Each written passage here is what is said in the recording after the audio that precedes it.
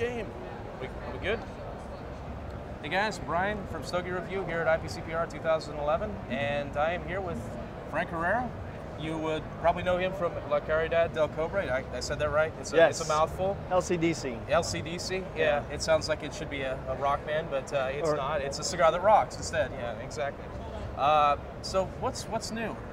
Well, the best thing to report is we're still here after a couple years, which is cool. That's good. Yeah, man. Little by little, I'm gonna get in there. Gonna get in. So just happy to be here. Really, got a new cigar. It's called the Javelin. It's a beautiful little cigar, Brazilian. I'm sorry, this one's actually Pennsylvania broadleaf. I actually have it in natural as well. Nice little Lancero with the double pointed, you know, little closed foot. It's defense and it's enjoyment. That's right. Yeah, exactly.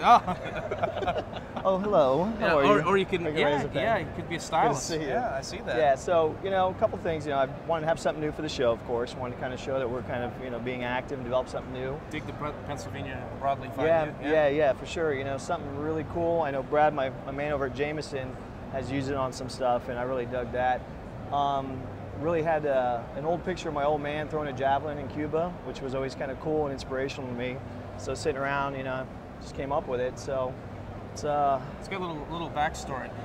Tell the because you have the most interesting names for your cigars, and since we got you on camera, you know, tell us a little bit about that. I know I speculated some on a review I did, but I'll get it right from the source. What's behind the names? Obviously, we know with the Javelin being your father, you know. Yeah. But the other ones.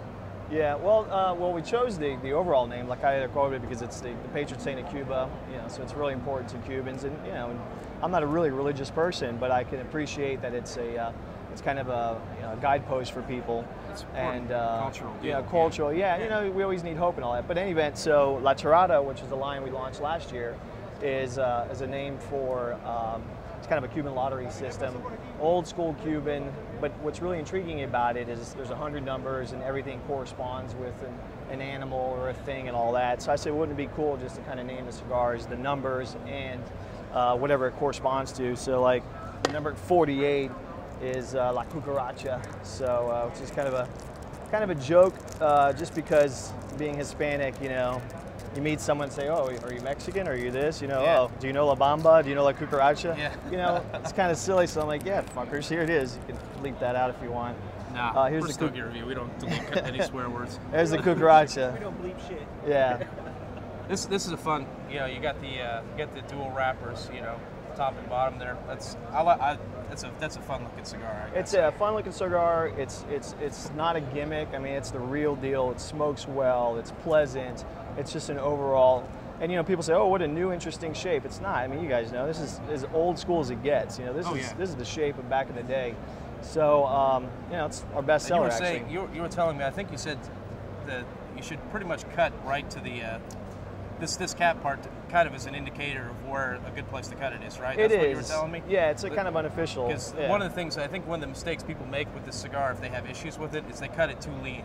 You got to go in. That's actually a pretty good guide for where to cut it. So that's something I picked up. And I think that's really clever. I like that idea. Yeah, you know, even a little shallower on it. But, you know, I mean, in the rolling process, it gets a little tight right here. So if you pop it right here, you're going to be good. So, I mean, I love all the cigars, of course, but that's really something very special to me. You know, we did another little homage to Cuba. We got a, see if we can pull that off. Rip off the box. Yeah. We got a culebra. You know, it's kind of vogue to do a culebra. Some cool people have done it the past couple of years.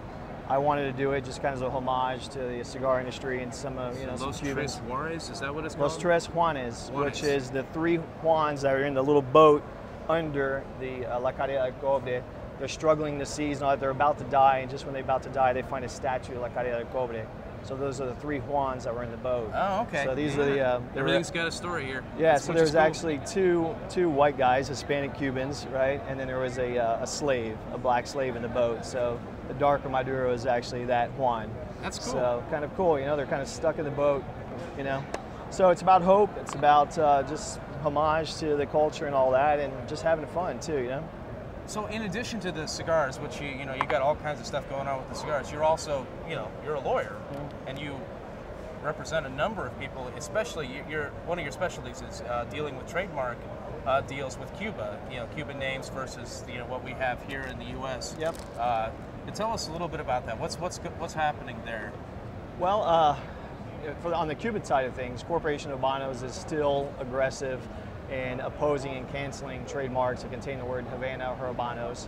They're doing that because they want to clear the trademark records of anything like that, so when they come in, they can have kind of a geographic indication of origin for that, which they had many, many years ago. Yeah. But after 50 years of not giving a shit, it's become a generic name, really.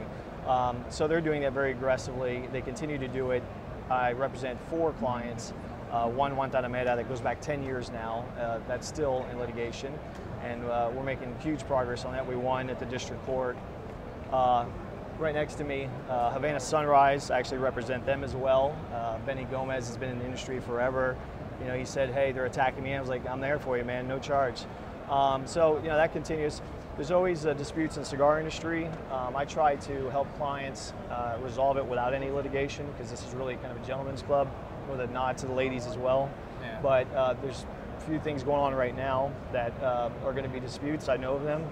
But we're going to try to resolve them before it's publicized. Before it gets ugly and expensive. Yeah, and there's, it's really a brotherhood, and we want to bring that back, So, I'm a lawyer, of course, I like to make money off of that, but really, I don't like to see that in this industry. So if we can resolve things outside of court, it'd be great. I just wrapped up a case with Brazilian Tobacco. Menendez and Marino sued my client, who was a distributor here. We just settled that case. Everybody's happy. They're gonna, go their way. They're gonna sell the cigars. My guy's happy. We just try to bring some resolution to the industry so everybody can kind of, move on. So if people are interested, you have a website, correct? Yes. That discusses a lot of these topics and these issues and the cases and such. So where would we go to find that? Yeah, that's cigarlaw.com. Cigarlaw. Yeah, it's post occasionally, of course. I try to post mostly about Corporation Habanos because I think that's the most interesting. I try not to publicize some of the current disputes. Internal disputes. Yeah, I mean, like the Oliva thing, of course, everybody asks me what my opinion of it is that, and I have strong opinions one way or the other. I want them to resolve that. I haven't seen any of the filings in that case, but I have my feelings the way it should go. There's always disputes.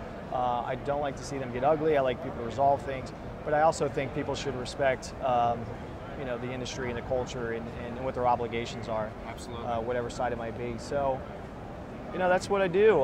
That's really what pays the bills. This is starting to pay the bills after a couple years, and I'm very excited about that. Maybe one day it'll pay all the bills, and I can just kind of do legal stuff on a pro bono basis entirely. That would be great. That'd be great. You get to do everything, ideally the way it should be done. Right? Yeah, right. Well, one should hope, right? Yeah. Because if you're not getting, a little smarter and wiser, you might as well be dead, right? Yeah, absolutely. Yeah. If you're not growing, you're dying, right? Yeah. That's so right. There we go. Well, thanks for the man, for sure. Taking the time to. Watch out! Taking the time to talk to us. I thought I was just about got impaled by the javelin, killed here at the trade show. I appreciate it, guys, man. Stogie, what's your name, your site? StogieReview.com. So, Stogie guys, thanks, man. Yeah. Okay, we're killing this one. Appreciate it, dude. Yeah. Really cool, man.